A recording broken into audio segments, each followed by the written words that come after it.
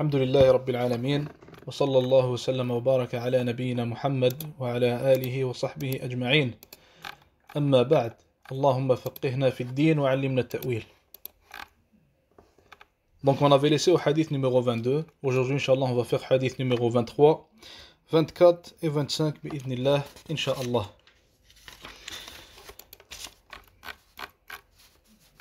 Hadith numéro 23. عن أبي مالك الحارث بن الحارث الأشعري رضي الله عنه قال رسول الله صلى الله عليه وسلم الطهور شطر الإيمان والحمد لله تملأ الميزان وسبحان الله والحمد لله تملأان أو تملأ ما بين السماء والأرض والصلاة نور والصدقة برهان والصبر ضياء والقرآن حجة لك أو عليك كل الناس يغدو فبائع نفسه فمعتقها أو موبقها. رواه Muslim. Selon Abu Abdillah, selon Abu Malik al-Harith ibn Asim al-Ash'ari, radiyallahu anhu, le messager d'Allah sallallahu alayhi wa sallam a dit: la purification représente la moitié de la foi. Louer Allah remplit la balance de bonnes actions. Glorifier et louer Allah comble l'espace compris entre les cieux et la terre. La prière est une lumière, l'aumône est une preuve de foi, la patience est une clarté, et le Coran un argument en ta faveur ou contre toi. Tous les hommes, en se levant le matin, vendent leurs âmes, ou plutôt vendent leur âme. Certains à Allah, la préservant ainsi du châtiment, d'autres à Satan, provoquant ainsi leur perte. De ce hadith-là plutôt, on peut le diviser en 8 points importants. Et on va faire, Inch'Allah, comme d'habitude, comme on fait à notre habitude. Je vais vous laisser, Inch'Allah, tenter de me dire quels sont les 8 points en lesquels est divisé ce hadith-là. Et avant de commencer, Inch'Allah, je veux vous expliquer que nous, on fait ce genre de questionnaire, on fait ce genre de quiz pour vous aider à mieux comprendre le hadith, la science du hadith. Parce que la science du hadith, subhanallah, elle n'est pas vraiment comme la science de le fiqh, par exemple, ou la science de la aqida. En aqida et en fiqh, on vous donne des informations que vous retenez, que vous apprenez, que vous comprenez, et c'est simple comme ça. Mais dans la science du hadith, plus tu essayes d'extraire des informations du hadith, plus tu entends des explications de différents hadiths, mieux ça va être et plus tu auras de la compréhension. Donc c'est vraiment une science basée sur l'entraînement, si on peut dire ça comme ça. Pour ça que je vous demande de telles questions. Donc, quand je vous demande ça, Inch'Allah, essayez de participer. Et ceux qui n'aiment pas participer devant tout le monde, ceux qui ne veulent pas prendre le micro ou alors écrire pour ce qui est des sœurs dans le groupe des sœurs, alors au moins essayez de participer dans votre tête et comparer, Inch'Allah, nos réponses qu'on va donner avec les réponses qui vous sont venues à votre tête, Inch'Allah. Donc, comme on a dit, le hadith est divisé en 8 points. Qui veut essayer, Inch'Allah? Même si c'est pour nommer 1 point ou 2 ou 3. Vas-y. Premièrement, un point que j'ai pu sortir pour vous, c'est l'importance du choix. On a le choix entre. Mais avant de parler de l'explication des points, essaye de me dire c'est quoi les différents points du hadith. Après, Inch'Allah, on les expliquera un par un. Un point, c'est le choix qu'on a. Soit on peut faire une mauvaise action, une ibadah pour Allah, soit on peut faire une ibadah pour autre chose. Ou faire une action pour autre chose. Ça, tu le tires de quelle parole du hadith? Partir du parole vendre son âme. Ok, ça c'est à la fin, ok. Pour ce qui est du début du hadith, est-ce que tu as une idée? Ouais, l'importance de faire le genre à Allah, de faire le Nomme-moi quelque chose qui est au début. Comme ça, on commence avec ça, Inch'Allah, et on va aller étape par étape. J'ai pas retenu la phrase 100%, mais la deuxième phrase, je crois, du hadith, ça parlait de comment on doit faire, comment on doit remercier Allah. Je sais pas comment dire le mot exactement. Ok, khair, Inch'Allah. Est-ce que quelqu'un a une idée pour ce qui est du début du hadith? Qu'est-ce qu'on a comme information? Qu'est-ce qu'on a comme première division dans le début du hadith? Le hadith, il est divisé en 8, il y a 8 idées générales dans le hadith. La première, qu'est-ce que c'est? C'est quoi la première des idées? Les frères, vous pouvez demander la parole, Inch'Allah. Pour les sœurs, vous pouvez directement écrire dans le groupe des sœurs. Donc, quelle est la première idée qui nous vient dans ce hadith-là? Quand tu commences à lire le hadith, c'est quoi la première chose, la première information que le Nabi sallallahu alayhi wa sallam te donne?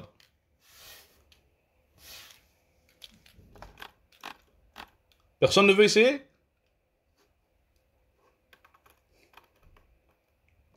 La première information qu'on a dans le hadith, c'est la purification représente la moitié de la foi. Point.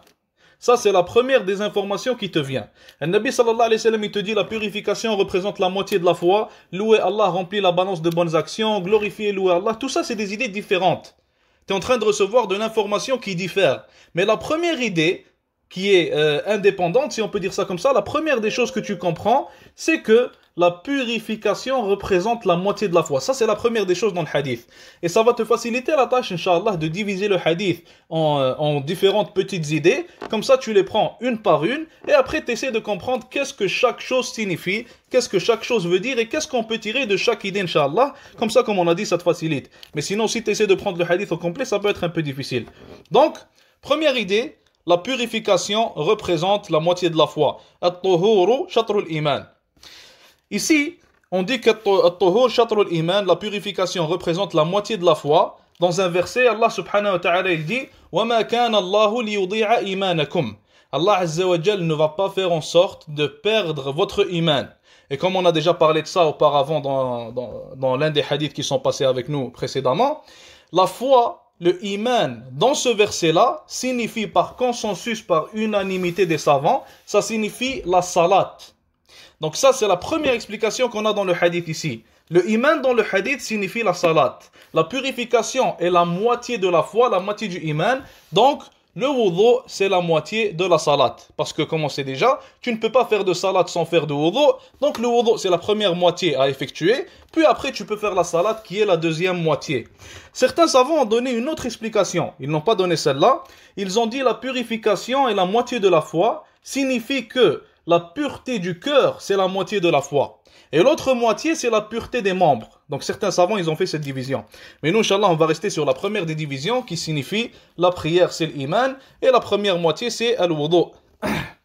Et la tahara, comme on a déjà vu dans le fiqh, si vous vous rappelez, Inch'Allah, la tahara, elle va être divisée en deux, ou elle est plutôt de deux types. Il y a soit la tahara avec l'eau, soit la tahara qui se fait avec tayammum. Et les deux peuvent être valides dépendamment de la situation, dépendamment de certaines circonstances et conditions, pour faire la prière avec cette première moitié, Inch'Allah.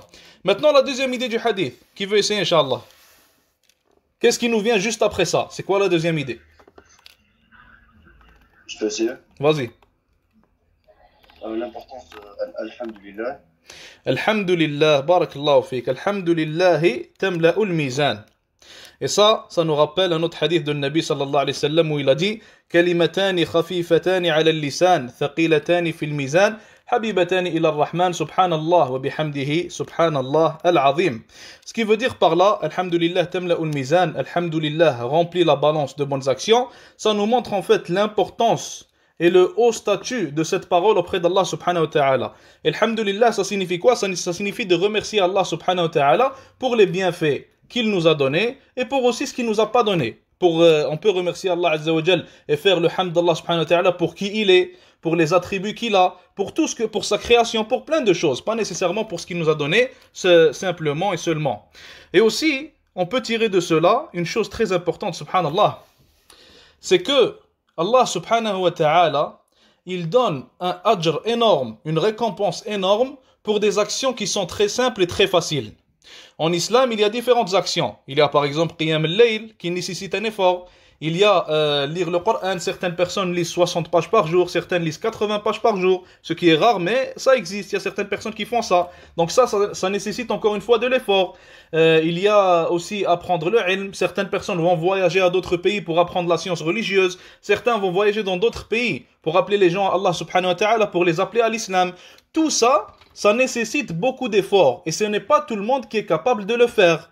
Mais dire Alhamdulillah simplement avec sa langue, ou dire Subhanallah, ou dire La ilaha illallah, tout le monde est capable de dire ça. Pour ça qu'Allah subhanahu wa ta'ala, de par sa miséricorde, il a aussi donné d'énormes récompenses pour les gens qui ne sont pas capables de faire les autres choses. Donc Allah subhanahu wa ta'ala, c'est comme s'il nous disait que le paradis il est accessible à tout le monde. Et tout le monde a la chance d'y aller. Tout le monde, Inch'Allah, a le pouvoir, si on peut dire ça comme ça, d'y aller. Car les bonnes actions et les grandes récompenses sont données pour tout le monde.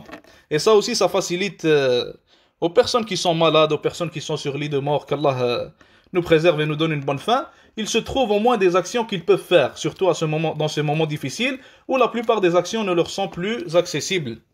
Aussi, on tire du hadith, le Nabi sallallahu alayhi wa sallam, il dit que louer Allah remplit la balance de bonnes actions.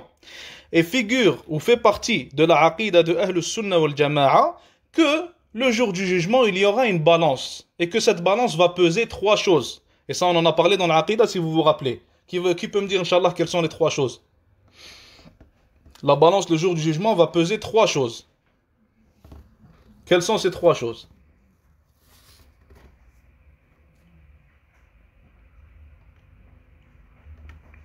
Vous avez déjà oublié, subhanallah. Donc, la balance va peser trois choses. Premièrement, la balance va peser les gens.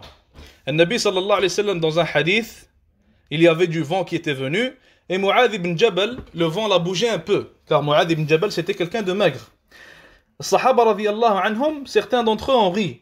Et le Nabi sallallahu alayhi wa sallam leur a répliqué en disant, de quoi est-ce que vous riez?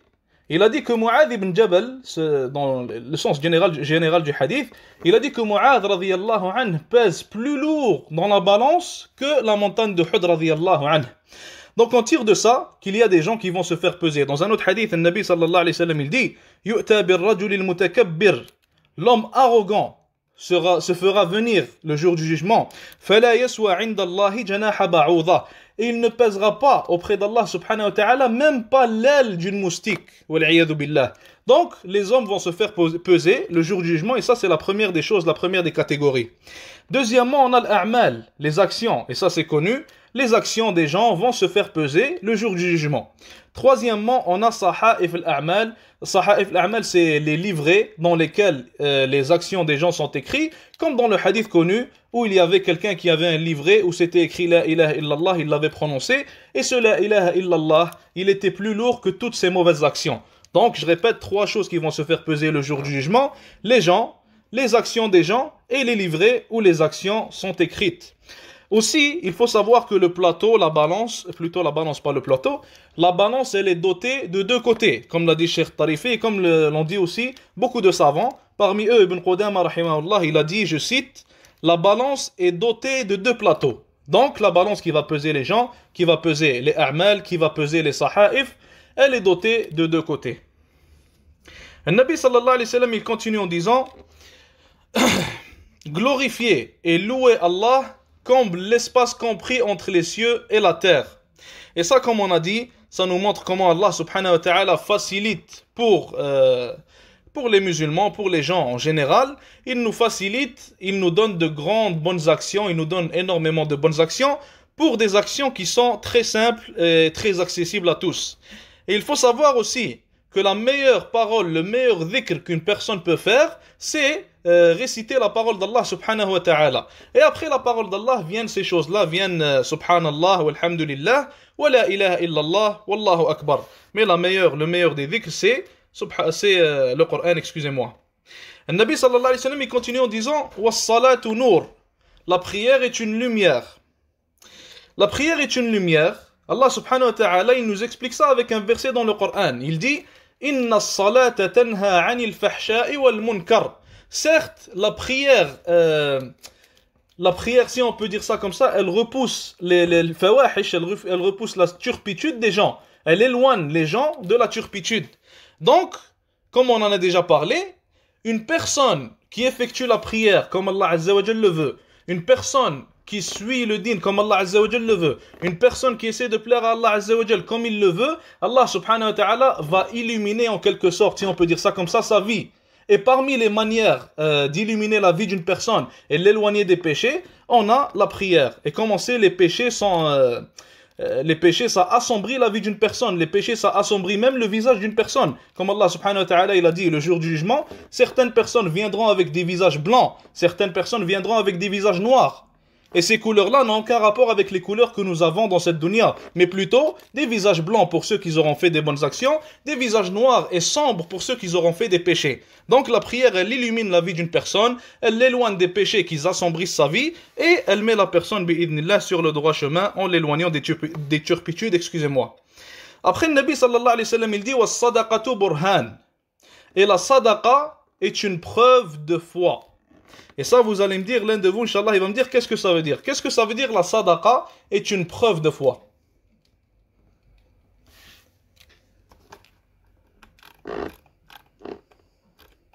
Salam alaikum. Wa alaykum salam wa rahmatullah. C'est une preuve de foi parce que tu remets ta confiance en Allah. Barakallahu fik, c'est exactement ça.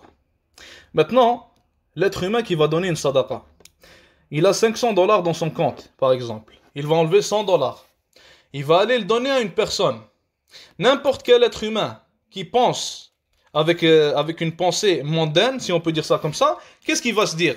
Il va se dire, je viens de perdre $100. C'est vrai ou non? N'importe qui va se dire, je viens de perdre $100. Sauf que celui qui a la bonne croyance, et celui qui a la foi forte, et celui qui croit en le jour du jugement, et qui croit en l'invisible, et qui croit en Allah subhanahu wa ta'ala comme il se doit, il va se dire, je viens de gagner $100 et non pas je viens de perdre $100.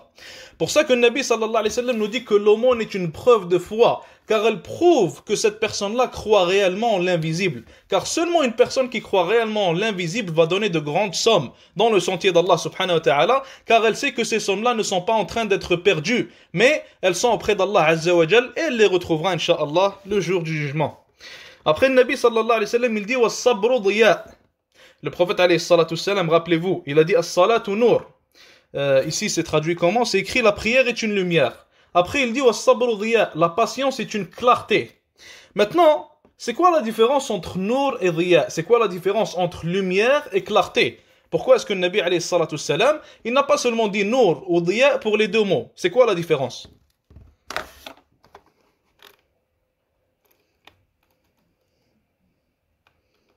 Si personne essaie, je vais nommer quelqu'un, Inch'Allah.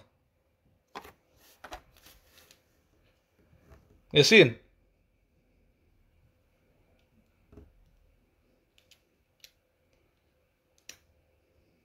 Yassine, tu m'entends? Vas-y, essaye. Je t'entends. Essaye.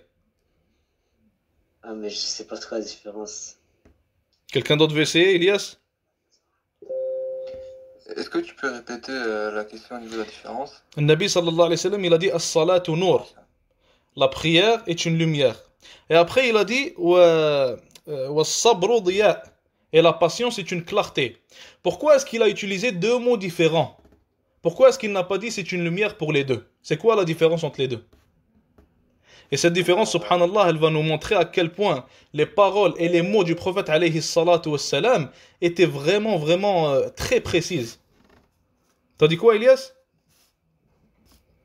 J'ai dit Allahu a'lam. Ok, regardez. Le nour, la lumière, nour, il n'y a pas de chaleur qui vient avec. As-salat ou nour, la prière est une lumière. Et cette lumière qui est la prière ne dégage pas de chaleur. Elle ne te rend pas inconfortable, si on peut dire ça comme ça. Car quand tu es dans un endroit, il y a une certaine lumière qui dégage beaucoup de chaleur, ça devient chaud, ça te rend inconfortable. Mais, as-sabru diya, le sabr, comment c'est traduit ici? La patience est une clarté. Bon, en arabe ça va être plus précis, ça va être plus compréhensible. Mais diya, qu'est-ce que ça veut dire? Diya, c'est une chose, c'est une lumière qui dégage de la chaleur. Ce n'est pas une lumière simplement qui ne dégage aucune chaleur. Et comme on vient d'expliquer, si la lumière dégage de la chaleur, tu vas avoir chaud, tu seras inconfortable. Car celui qui fait la prière, des fois il n'a pas de problème, des fois il est dans le meilleur des états et il fait la prière illumine sa vie. Mais celui qui est en train de pratiquer la patience, très souvent ou plutôt tout le temps, il est en train de patienter sur une chose qu'il n'aime pas. Il est en train de patienter soit sur une maladie, soit sur la pauvreté, soit sur la mort d'un proche. Donc il patiente et il y a de la chaleur qui se dégage qui le rend inconfortable. Car la patience, comme on vient de dire, c'est dû à une chose qui est difficile sur la personne. C'est dû à une chose qui est lourde. Subhanallah. Et remarquez comment le Nabi alayhi salatu salam, vraiment l'exactitude de chaque mot qu'il sort de sa bouche. Même les petites choses qu'on ne remarque pas comme ça, quand on commence à essayer de les comprendre, on étudie le hadith du prophète alayhi salatu wassalam, on commence à remarquer que vraiment chaque mot est à la bonne place, chaque mot est choisi, et la yantiqu anil hawa alayhi salatu wassalam, il ne parle pas selon ses désirs, in huwa illa wahyun yuha. C'est seulement une révélation qui lui est révélée, sallallahu alayhi wa sallam. Et la patience, il faut savoir que la patience, elle est de trois types. Premièrement, on a sabru ala ta'a, la patience sur l'adoration, sur l'obéissance à Allah subhanahu wa ta'ala. Tu es patient sur tes obéissances, tu es patient sur les 5 prières que tu fais chaque jour, tu es patient sur le siyam de Ramadan, tous ces types de choses-là. Le deuxième type, c'est as-sabru ala al-ma'siyah. Être patient face au péché, qui veut dire patienter et ne pas faire des péchés. Troisième type, as-sabru ala al-aqdar, être patient sur la prédestination, sur ce qu'Allah subhanahu wa ta'ala t'a destiné. Par exemple, patienter sur un problème, patienter sur une maladie, etc. Septième point, le Nabi sallallahu alayhi wa sallam, il dit, Al-Qur'anu hujjatun laka aw alayk. Le Coran est une preuve en ta faveur ou contre toi. Le Coran est un argument en ta faveur ou contre toi. Et ça, ce qu'on tire de ça, subhanallah, c'est que ce n'est pas n'importe qui mémorise le Coran, ou ce n'est pas n'importe qui a un lien fort avec le Coran, qui est en train de faire ça par sincérité pour Allah Azza wa Jal, et qui est en train de faire ça sur la bonne manière. Donc, une personne qui est mémorisatrice, qui mémorise le Coran, n'est pas nécessairement une bonne personne. Bien sûr, moi je ne suis pas en train de vous dire on va commencer à voir le mauvais soupçon des gens, mais le Nabi sallallahu alayhi wa sallam, il te dit qu'il y a des gens pour qui le Coran est un argument en leur faveur, il y a des gens pour qui le Coran est un argument contre eux. Et comme vous vous rappelez du hadith duquel on parle souvent, le Nabi sallallahu alayhi wa sallam, il dit que l'enfer, le feu de l'enfer va être allumé par 3 personnes. L'une des 3, c'était quelqu'un qui récitait beaucoup le Coran. Et Allah subhanahu wa ta'ala va lui dire pourquoi tu faisais ça. Il va dire je le faisais pour toi. Allah azza wa jalla va lui dire non, tu as menti. Tu le faisais pour les gens. Et il va l'envoyer parmi les premières personnes, parmi les 3 premières personnes à entrer en enfer. Wal'iyadu billah. Donc, on comprend par cela l'importance de ce que tu as dans le cœur, l'importance de l'intention. Il faut avoir des bonnes actions faites avec ses membres. Et il faut aussi avoir un cœur pur pour que ces actions ne soient bénéfiques et ne soient pas au contraire contre nous. Le Nabi sallallahu alayhi wa sallam, il finit en disant tous les hommes, en se levant le matin, vendent leurs âmes, ou plutôt leur âme, excusez-moi, certains à Allah, la préservant ainsi du châtiment, d'autres à Shaitan, provoquant ainsi leur perte. Donc le Nabi alayhi salatu wassalam, il te dit que tous les êtres humains sont de 2 types, il n'y a pas de 3e type. Tu es soit celui qui se réveille le matin, qui fait des bonnes actions, qui plaît à Allah subhanahu wa ta'ala, et en faisant cela, tu seras préservé du châtiment, car tu as vendu ton âme à Allah azza wa jal. Soit tu fais partie du 2e type, tu es de ceux qui se réveillent, qui commettent des péchés, qui s'éloignent d'Allah, qui ne font pas leurs obligations, et avec cela, ils vendent leur âme à shaitan wal-'iyadu billah, et ils provoquent leur perte, et ils provoquent en fait le fait qu'Allah azza wa jal les enverra wal-'iyadu billah en enfer. Donc, il y a 2 types seulement d'êtres humains, que tu sois un musulman, que tu sois un kafir, il y a seulement ces 2 types-là. Ceux qui font du bien pour aller au paradis, ceux qui font du mal pour aller en enfer, wal-'iyadu billah. Hadith rapporté par l'imam Muslim, rahimahullah. Hadith numéro 23 maintenant.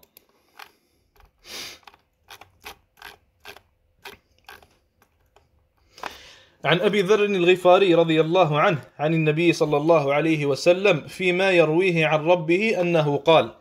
Avant de commencer le hadith, le Nabi sallallahu alayhi wa sallam, il rapporte ce hadith-là d'Allah subhanahu wa ta'ala. Comment on appelle ce type de hadith? Hadith quoi? Qudsi. Qudsi, barakallahu fik. Quelles sont les différences entre un hadith Qudsi et un hadith normal? Ou plutôt, excusez-moi, un hadith Qudsi et entre le Coran. C'est quoi les différences? Ou alors, est-ce que c'est la même chose?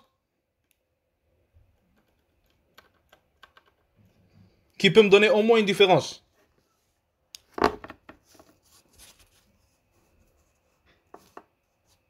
Je pense qu'il va falloir qu'on refasse les cours qu'on a fait déjà. Hein? Bon, première des choses, le hadith Qudsi, on ne peut pas le lire dans la prière, contrairement au Coran. Donc le Coran, yuqra'u fi salat, on peut le lire dans la prière, le hadith Qudsi, non. Deuxième des choses, le Coran, on adore Allah subhanahu wa ta'ala en le récitant. Le hadith Qudusi, tu n'es pas en train d'adorer Allah subhanahu wa ta'ala quand tu le récites. Ça, c'est une autre différence. Troisième point, le Coran, il est miraculeux dans sa manière d'être, dans en fait sa parole, dans la manière dont il est dit, dans la manière dont les phrases sont faites. Le Coran, il est miraculeux dans beaucoup d'aspects. Contrairement au hadith Qudusi, il n'est pas miraculeux comme le Coran. Quatrièmement, laysa biqat'i thubut. Le Coran, on sait clairement qu'il n'a pas été changé, qu'il est préservé à 100%, sans même, on ne cherche pas à comprendre en fait est-ce qu'il a été préservé ou non, on le sait sans aucun doute.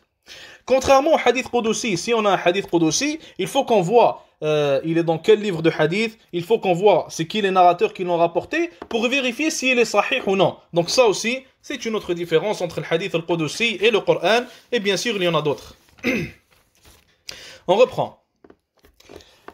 Allah subhanahu wa ta'ala il a dit قال يا عبادي إني حرمت الظلم على نفسي وجعلته بينكم محرما فلا تظالموا يا عبادي كلكم ضال إلا من هديته فاستهدوني أهدكم يا عبادي كلكم جائع إلا من أطعمته فاستطعموني أطعمكم يا عبادي كلكم عار إلا من كسوته فاستكسوني أكسكم يا عبادي إنكم تخطئون بالليل والنهار وأنا أغفر الذنوب جميعا فاستغفروني أغفر لكم يا عبادي إنكم لن تبلغوا ضري فتضروني ولن تبلغوا نفعي فتنفعوني يا عبادي لو أن أولكم وآخركم وإنسكم وجنكم كانوا على أتقى قلب رجل واحد منكم ما زاد ذلك في ملكي شيئا يا عبادي لو أن أولكم وآخركم وإنسكم وجنكم كانوا على أفجر قلب رجل واحد منكم ما نقص ذلك من ملكي شيئا يا عبادي لو أن أولكم وآخركم وإنسكم وجنكم قاموا في صعيد واحد فسألوني فأعطيت كل واحد مسألته ما نقص ذلك مما عندي إلا كما ينقص المخيط إذا أدخل البحر يا عبادي إنما هي أعمالكم أحصيها لكم ثم أوفيكم إياها فمن وجد خيرا فليحمد الله ومن وجد غير ذلك فلا يلومن إلا نفسه. Maintenant on lit en français. Abu Dharr al-Ghifari radiyallahu anhu rapporte ces paroles que le prophète alayhi salatu wassalam rapporte lui-même de son Seigneur. Allah Azza wa Jal dit: Mes serviteurs, je me suis interdit à moi-même l'injustice et je l'ai interdite entre vous. Ne soyez donc pas injustes les uns envers les autres. Mes serviteurs, vous êtes tous égarés, sauf celui que je guide. Demandez-moi donc de vous guider et je vous guiderai. Mes serviteurs, vous êtes tous affamés, sauf celui que je nourris. Demandez-moi donc de vous nourrir et je vous nourrirai. Mes serviteurs, vous êtes tous nus, sauf celui que je vêtis. Demandez-moi donc de vous vêtir et je vous vêtirai. Mes serviteurs, vous péchez nuit et jour. Or, je vous pardonne tous les péchés. Demandez-moi donc l'absolution et je vous l'accorderai. Mes serviteurs, vous ne sauriez ni me nuire ni m'être utile. Mes serviteurs, si du premier au dernier, hommes et djinns, vous aviez tous le cœur du plus pieux d'entre vous, cela n'ajouterait rien à mon royaume. Mes serviteurs, si du premier au dernier, hommes et djinns, vous aviez tous le cœur du plus impie d'entre vous, cela n'enlèverait rien à mon royaume. Mes serviteurs, si du premier au dernier, hommes et djinns, vous vous teniez debout sur une même place en prière et que j'exauçais chacun d'entre vous, cela ne réduirait de mon royaume que ce qu'une aiguille plongée dans la mer peut réduire de sa quantité d'eau. Mes serviteurs, seul importe vos œuvres dont je tiens le compte précis et pour lesquelles je vous rétribuerai pleinement, que celui d'entre vous qui trouve un bien loue Allah et celui d'entre vous qui trouve autre chose ne s'en prenne qu'à lui-même. Hadith rapporté par l'imam Muslim, rahimahullah. Donc, la première chose qu'on prend du hadith, c'est que, avant même d'entrer dans le hadith, comme l'a dit Cheikh Abdussalam al-Shuwai al-Hafidhahullah, ce hadith-là, il est azim, ce hadith-là, il a un haut statut, car il parle de celui qui a le plus haut des statuts, subhanahu wa ta'ala. Le hadith, il parle d'Allah Azza wa Jal. Le hadith, il parle tout simplement et seulement d'Allah subhanahu wa ta'ala, et il nous le décrit, subhanahu wa ta'ala. Donc, première chose du hadith, Allah Azza wa Jal, il dit: Inni harramtu dhulma ala nafsi. Allah Azza wa Jal, il commence en disant: Je me suis interdit à moi-même l'injustice et je l'ai interdite entre vous. Ne soyez donc pas injustes les uns envers les autres. Allah subhanahu wa ta'ala, parmi ses noms figure le nom Al-Adl, le plus juste. Et le dhulm, comme nous le dit Allah subhanahu wa ta'ala, l'oppression, elle est haram entre nous. Les êtres humains n'ont pas le droit de s'opprimer. Et quand Allah Azza wa Jal dit qu'il s'est rendu l'oppression haram à lui-même, il l'a interdite à lui-même, ça nous montre à quel point, pour Allah Azza wa Jal, c'est un grand péché. Car il y a plein de péchés. Mais la plupart des péchés, Allah Azza wa Jal ne se dit pas, par exemple, moi je me suis interdit ça à lui-même, ou je vous ai interdit ça et je me le suis aussi interdit à lui-même. Excusez-moi.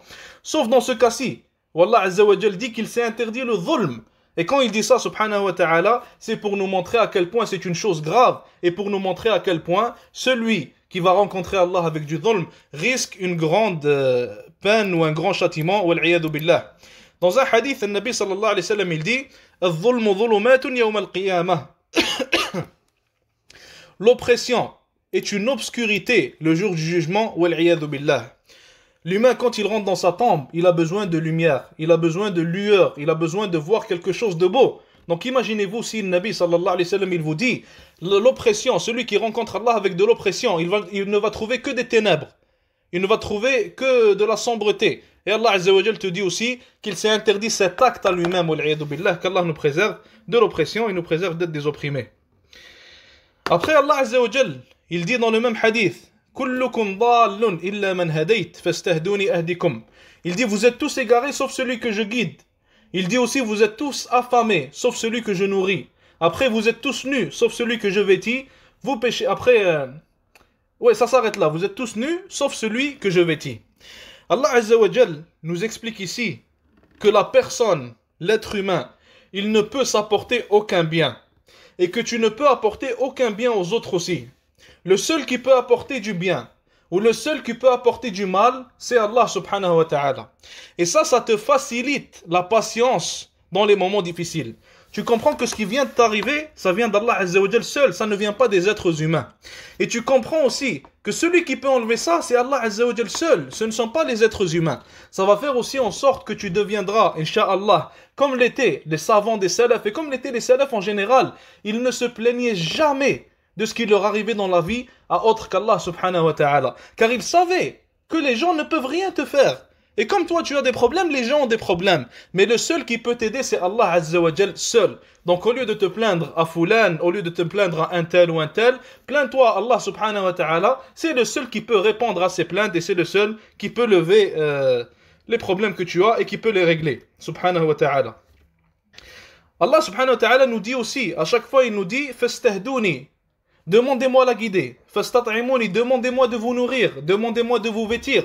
Donc ça nous montre l'importance du dua, de l'invocation d'Allah subhanahu wa ta'ala. Et il faut savoir que le dua, l'invocation d'Allah, même si Allah Azza wa Jal ne te donne pas ce que tu es en train de demander, alors sache que premièrement, tu es récompensé pour les duas que tu fais. Deuxièmement, tu es en train de te rapprocher d'Allah avec ces duas-là. Troisièmement, ton iman, ta foi, elle est en train de se renforcer et d'augmenter au moment où tu fais des invocations. Donc il ne faut pas lâcher les invocations.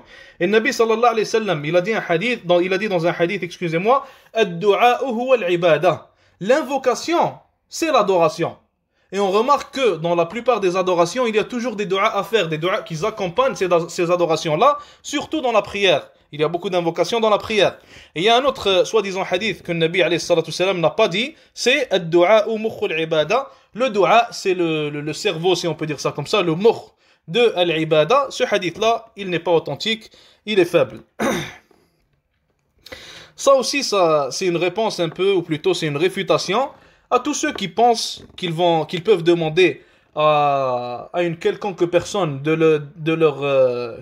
leur bénéficier ou de nuire à une autre personne. Et ils pensent que cette personne-là, elle a un quelconque contrôle et elle peut faire une quelconque chose dans cette création d'Allah Azza wa Jal, alors qu'en réalité Allah Azza wa Jal réfute ça dans ce hadith-là et il nous explique que personne ne peut te nuire ni t'aider si ce n'est Allah Azza wa Jal. Donc tu demandes seulement à Allah Azza wa Jal et à personne d'autre. Après Allah subhanahu wa ta'ala il dit innakum tukhti'una bil-layli wan-nahar. Il dit mes serviteurs, vous péchez nuit et jour. Or, je vous pardonne, ou plutôt je pardonne tous les péchés. Demandez-moi donc l'absolution et je vous l'accorderai. Et ce bout-là du hadith, il est très important. Allah Azza wa Jal, dans ce bout du hadith, il est en train de nous décrire les enfants d'Adam. Allah Azza wa Jal dit, vous faites des péchés nuit et jour. Et ça s'applique à tous les êtres humains, tous les enfants d'Adam, sauf les prophètes alayhim salatu wassalam. Donc tout être humain fait des péchés nuit et jour. Il y en a qui en font moins, il y en a qui en font plus, mais chacun de nous fait des péchés. Et comme Allah Azza wa Jalla l'a dit précédemment dans le même hadith, si tu veux qu'Allah Azza wa Jalla te nourrisse ou te vêtisse ou quoi que ce soit, alors demande-lui.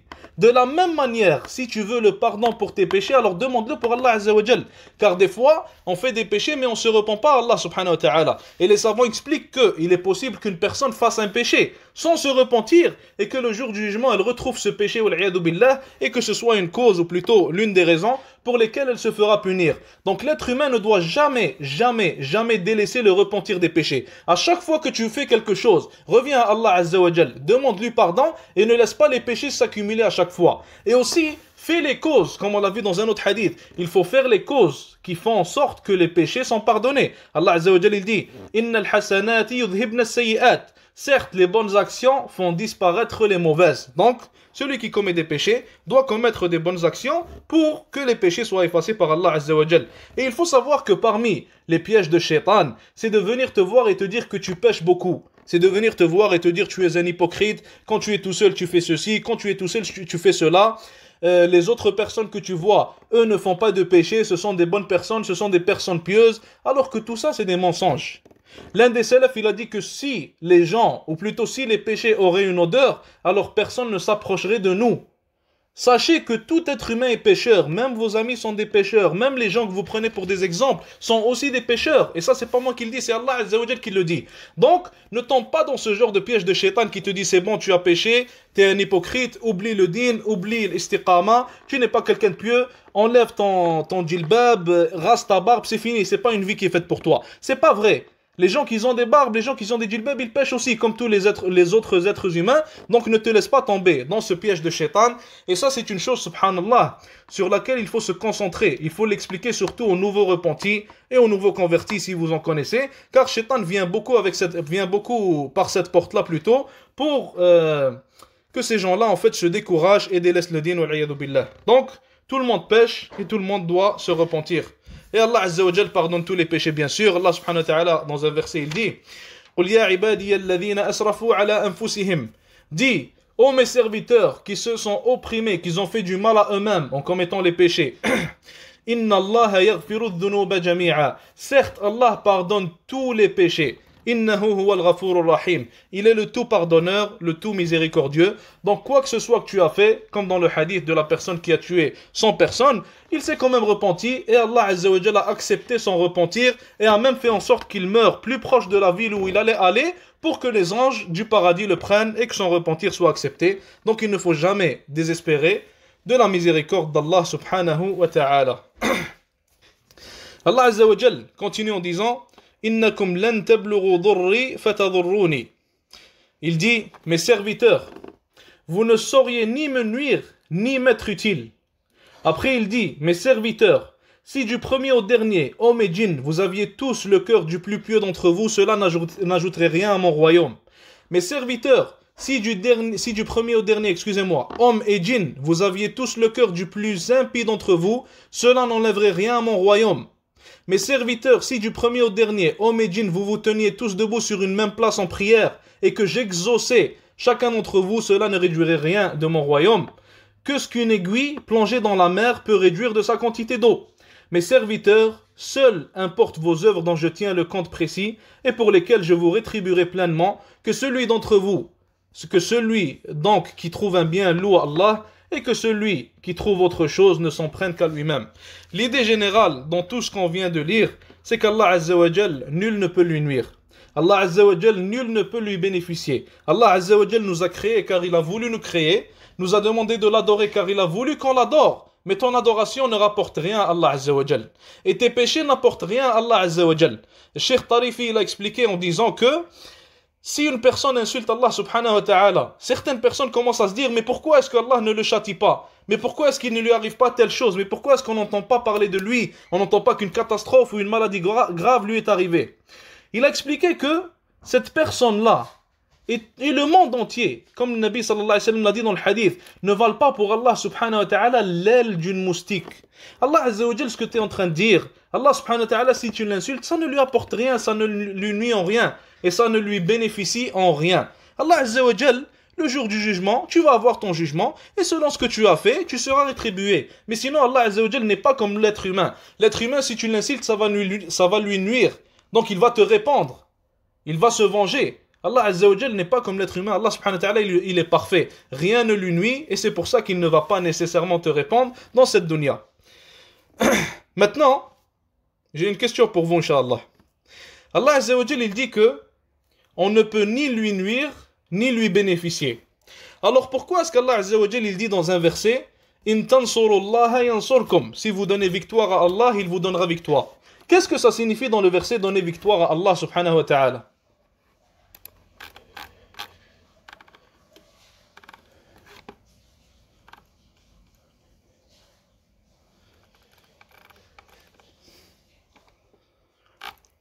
Qui veut s'essayer?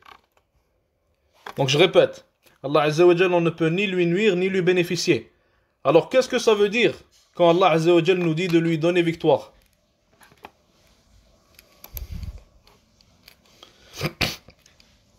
Je pense qu'il y a quelqu'un qui a la main levée.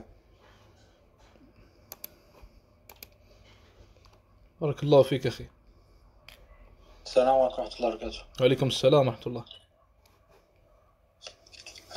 Dans le verset, donner victoire à Allah Azza wa Jal, ça veut dire lui obéir à tous les commandements et ne pas délaisser sa religion.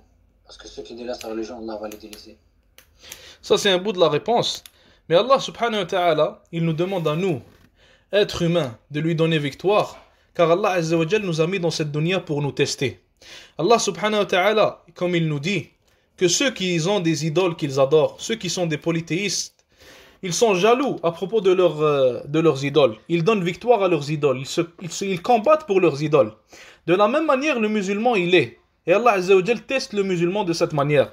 Allah Azza wa Jal n'a pas besoin que tu fasses en sorte que sa parole soit la plus haute. Allah Azza wa Jal n'a pas besoin que tu défendes sa religion quand elle se fait insulter. Mais plutôt, quand tu es en train de faire ça, et quand tu es en train de défendre le Nabi alayhi salatu salam, tu es en train de te défendre toi-même en réalité, et tu es en train de faire en sorte que le jour du jugement, tu aies ces actions-là pour te défendre de l'enfer. Mais tu n'es pas en train de nuire ou de bénéficier à Allah Azza wa Jal.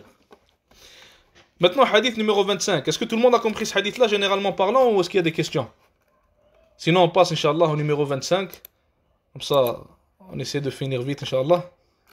Pas de questions, on va passer au 25. Abu Dharr, radiyallahu anhu,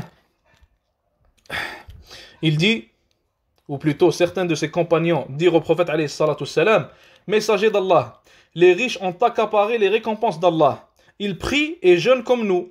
Mais en plus, ils font l'aumône de l'excédent de leur richesse. Il répondit, Allah ne vous a-t-il pas donné l'occasion de faire l'aumône? Ne savez-vous pas que dire gloire à Allah est une aumône? Que dire Allah est plus grand que tout est une aumône? Que dire louange à Allah est une aumône? Que dire il n'y a de divinité digne d'être adorée qu'Allah est une aumône? Qu'inciter les autres à la vertu est une aumône et que condamner le vice est une aumône? Même vos rapports conjugaux sont des aumônes. Les compagnons, excusez-moi, les compagnons s'étonnèrent. Messager d'Allah, l'un de nous est-il récompensé pour un acte par lequel il assouvi simplement un désir? Il répondit, celui qui aurait eu des rapports illégitimes n'aurait-il pas commis un péché? Eh bien, de la même manière, il est récompensé lorsqu'il a des rapports légitimes rapportés par les mêmes musulmans, rahimahullah. Première des choses qu'on tire, c'est la chose dont on a déjà parlé. Subhanallah, alhamdulillah, wa la ilaha illallah, wallahu akbar. Ces choses-là sont des choses qui nous rapportent beaucoup de bénéfices, beaucoup de bonnes actions, alors qu'elles sont des choses très faciles à dire. Deuxièmement, le Nabi alayhi salatu salam, il confirme et parle encore de l'amr bil ma'ruf wa nahy anil munkar. Le Nabi sallallahu alayhi wa sallam, il nous parle d'ordonner le convenable, d'interdire le blâmable. Et il dit que inciter les autres à la vertu est une aumône et que condamner le vice est une aumône. Troisième des choses, Cheikh Abdessalam Chouaïd, il dit que Allah Azza wa Jal, il donne des fois des bonnes actions, même pour des choses qui ne sont pas des adorations, comme dans ce cas-ci. Allah Azza wa Jal récompense une personne qui a des rapports conjugaux qui sont dans le halal. De la même manière qu'Allah Azza wa Jal punit la personne qui a des rapports conjugaux billah, qui sont dans le haram. Et ça nous montre encore la miséricorde d'Allah Azza wa Jal, en nous montrant que même celui qui n'a pas d'argent pour faire de l'aumône, il peut quand même faire d'autres actions qui sont faciles pour ne pas rater la récompense. Et ça nous montre aussi que le paradis il est pour tous et non pas seulement pour les riches ou quoi que ce soit. Est-ce qu'il y a des questions? On finit avec ça, Inch'Allah. Pas de questions. Jazakumullah khair. Wa sallallahu sallam wa baraka ala nabiyyina Muhammad wa ala alihi wa sahbihi ajma'in.